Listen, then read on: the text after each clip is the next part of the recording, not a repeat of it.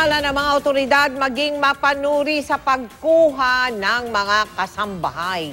Sa Quezon City, naaktuhan ng isang kasambahay na nagpupuslit ng mahigit 60,000 piso at mga alahas ng kanyang amo. Yan ang eksklusibong tinutukan ni Marisol Abduraman.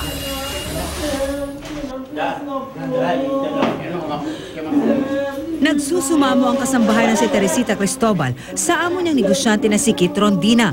Huwag na raw ituloy ang reklamo laban sa kanya at pauwi na lang siya sa probinsya. Inaresto ng mga taga-barangay si Cristobal matapos umano itong magnakaw ng pera at mga alahas sa bahay ng mga Rondina sa loob ng isang exclusive subdivision sa barangay Batasan Hills, Quezon City. Kinuha umano ni Cristobal ang bundle-bundle na pera na nasa cabinet ni Kit. Kahapon ng chinek ko, medyo halataan na yung bawas kasi buong ibabaw nung mga bundle yung nawala. Yung buong sales ng January at February yung wala.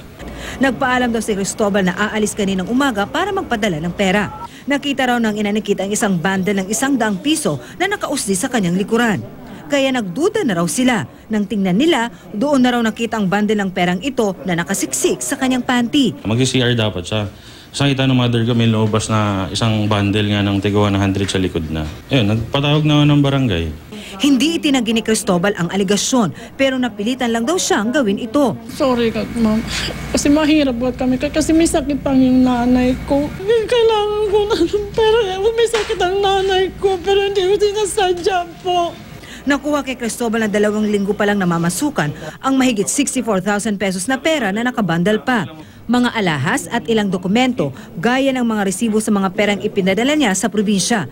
Sa tingin ng XO ng barangay, bihasa na sa ganong gawain ang suspect na noong unay itinanggi pa ang aligasyon. Sa tingin namin may mga previous na nagagawa yan eh.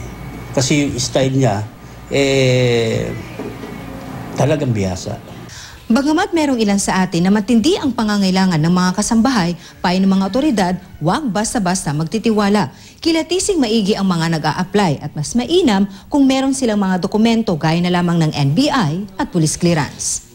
Dinala si Cristobal sa police station na wala pa rin tigil ang pagmamakaawa sa amo. Sasampahan siya ng reklamong pagnanakaw. Marisol Abduraman, Nakatuto, 24 Oras.